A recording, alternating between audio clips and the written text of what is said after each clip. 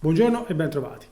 Nel video di oggi voglio rispondere a una email che mi è arrivata un po' di tempo fa, devo dire, insomma, è datata il 21 novembre, insomma, neanche poi tanto tempo fa, in cui mi si chiedevano alcune cose riguardo a quello che può cambiare nell'atteggiamento del cavallo al momento che noi passiamo da un savi all'altro. Per chi segue questo canale sa che ogni savi è una sorta di materia, cioè all'interno dell'equitazione naturale, secondo il programma Parelli, ci sono 4 materie che vengono chiamate savi, scritto S-A-V-V-Y, che è una parola inglese che significa esperto, accorto. Nei 4 savi, 2 di questi si occupano dello sviluppo del cavallo da terra e 2 si occupano dello sviluppo del cavallo da sella. Diciamo che faccio prima leggervi le mail così capite un attimo di cosa sto parlando e poi dopo entriamo nel vivo della questione.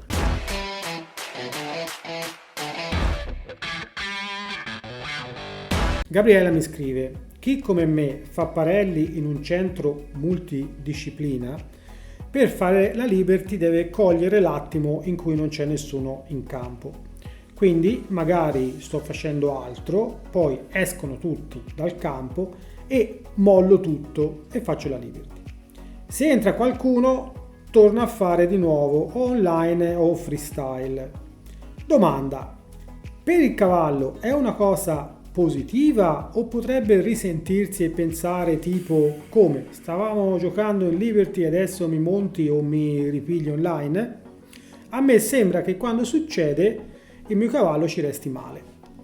Bene, allora la questione è questa. Mi piacerebbe portarvi un po' a entrare nella testa del cavallo facendovi degli esempi.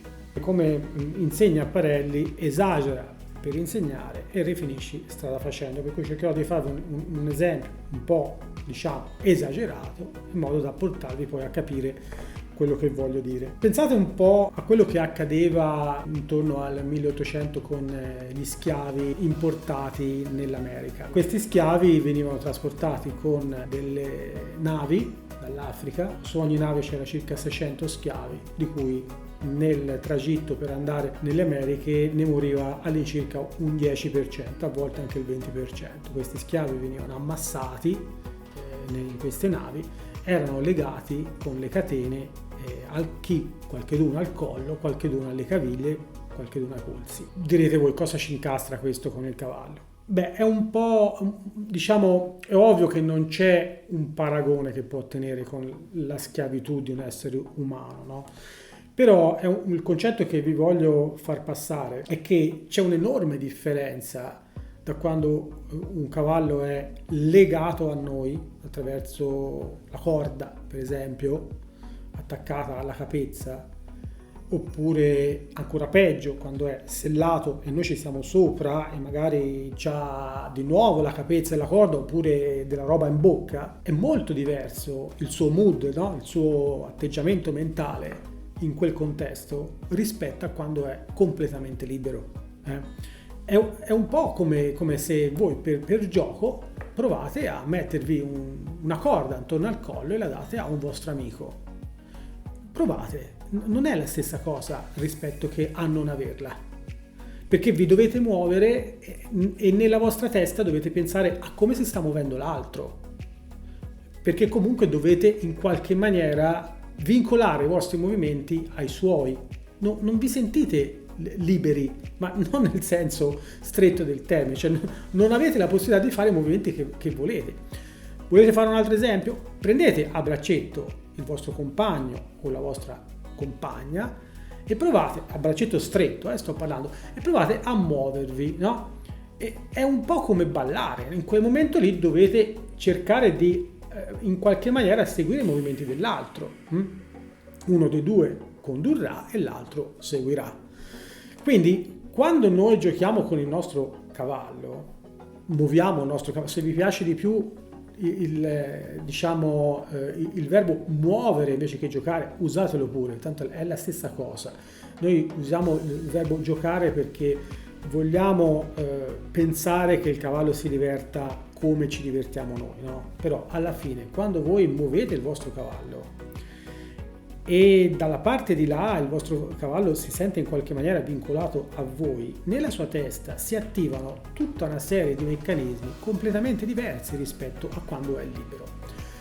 Vi dico un'altra cosa, mi è capitato in più di un'occasione in cui il veterinario voleva veder muovere il cavallo, perché magari il cavallo aveva una zoppia o doveva vedere per bene se c'erano delle patologie, delle questioni da analizzare meglio, e ha chiesto di muovere il cavallo, di far muovere il cavallo, di vederlo muovere senza la lunghina, ok? Quindi non portato dal cavaliere.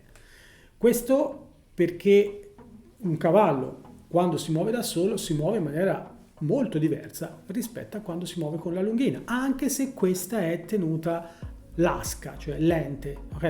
Il motivo è sempre lo stesso, no? L'esempio che ho fatto prima, no? Se voi vi dovete muovere all'unisono insieme a un vostro amico, metà del vostro cervello è impegnata a capire come lui si muoverà per poter in qualche maniera non sentir tirare questa corda oppure strattonare, no, il nostro gomito. E lo stesso accade nella testa del cavallo, quindi è normale per lui capire questa enorme differenza. Cioè il cavallo è un animale che è molto più semplice di noi, ma assai più semplice di noi. Voi pensate che un cavallo nella testa, il cervello del cavallo è formato da circa 1 miliardo di neuroni, mentre il nostro è all'incirca 82 miliardi di neuroni. Cioè, capite la differenza che c'è? Ok? Però questo non significa che non provi emozioni, non abbia opinioni e non abbia desideri, ok?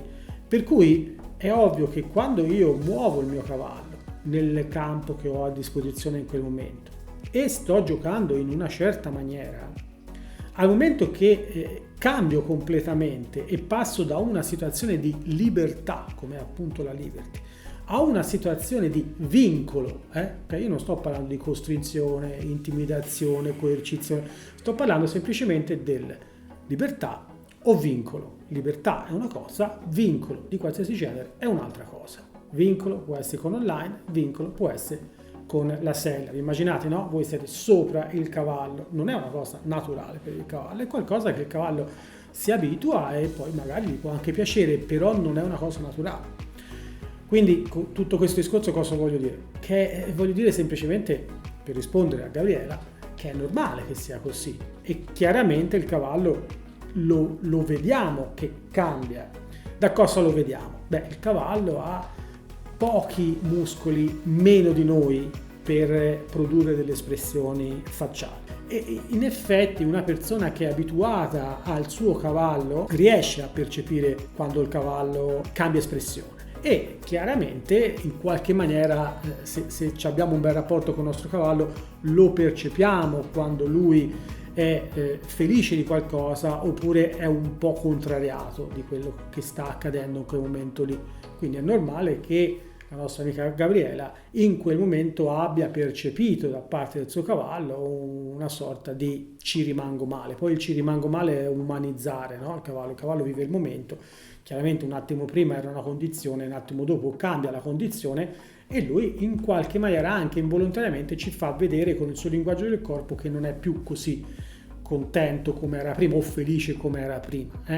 Ma è normale, è una cosa normalissima. D'altro canto c'è da dire questo, che è abbastanza difficile per gli studenti che seguono l'equitazione naturale e che vogliono sviluppare le loro competenze e le competenze dei loro cavalli in queste 4 aree, riuscire a farlo in un centro multidisciplina, no? Cioè dobbiamo cogliere un pochino l'attimo e giustamente come diceva Gabriela, un attimo prima faccio una cosa perché posso fare solo quella, un attimo dopo ne faccio un'altra perché devo cogliere l'occasione. Apro una parentesi, va bene, tutto giustificabile, però fate attenzione a fare certe cose, perché per fare una buona liberty bisogna prima connettersi il cavallo e fare un'ottima online. Come dico 1 miliardo di volte in tutti i miei video, che ormai sono qualche centinaio, penso che siano più di 400 in questo momento sul mio canale, tra quelli riservati agli abbonati e quelli liberi che possono vedere tutti.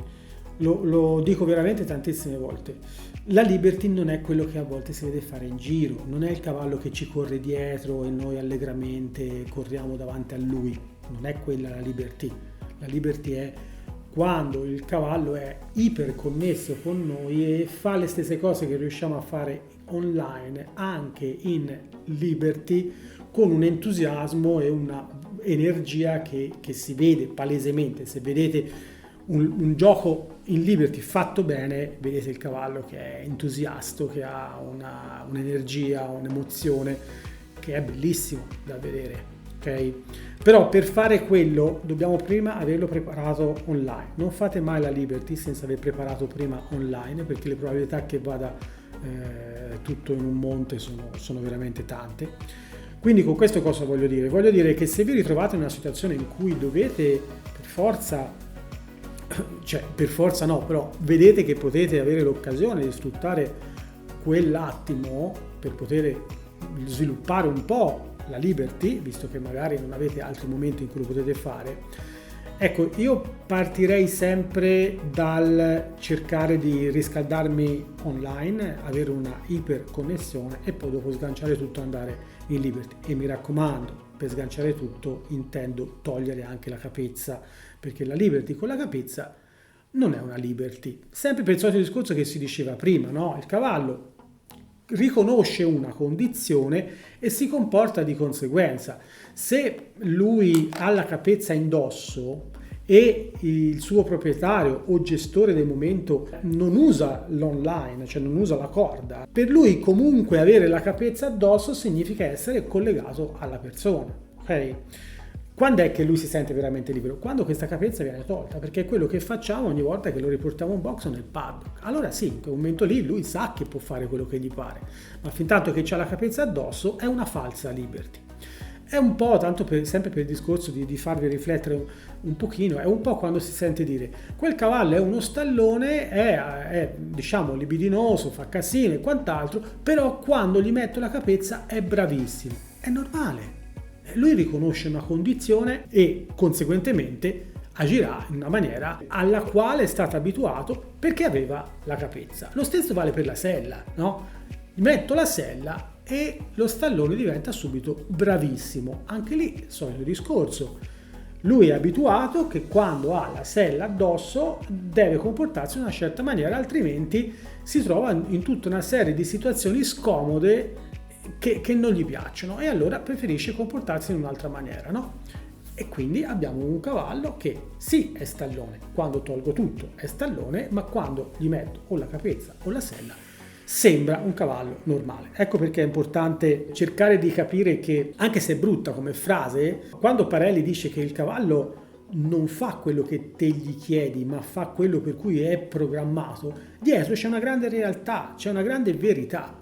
Cioè il cavallo riconosce la situazione, riconosce la scena, l'immagine e si comporta come l'ultima volta che si è trovato in quella situazione è stato meglio per lui. Cioè il cavallo va sempre da una situazione di scomodità verso una situazione di comodità. Per cui se lui riconosce una situazione come già vissuta, tenderà a riproporre gli stessi schemi che in quella situazione l'hanno fatto andare in una percezione di maggior comodità. Il ragionamento è molto semplice, non c'è da ragionarci più di tanto.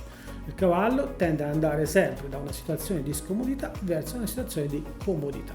Per tornare all'esempio e alla domanda che aveva fatto Gabriela, la mia risposta è sì, Gabriela. È facile che sia esattamente come te hai percepito, è anche normale che sia così, però d'altro canto, l'hai detto tu, in un centro multidisciplina a volte non è facile riuscire a sviluppare tutte le nostre competenze, magari riusciamo a svilupparne una, magari a volte due, ma tutte e quattro è un po' complesso, soprattutto quando si parla di liberty, perché cavallo in libertà viene percepito da tutti come un pericolo, spesso e volentieri, no? Per cui è difficile che in un maneggio tradizionale ti consentano di farlo, soprattutto se ci sono altri cavalli intorno, e te lo sconsiglio anch'io di farlo quando ci sono altri cavalli intorno. Se io non ho un ottimo controllo del mio cavallo in libertà e tu magari non hai un ottimo controllo del tuo cavallo in libertà, se sono tutti e due in libertà,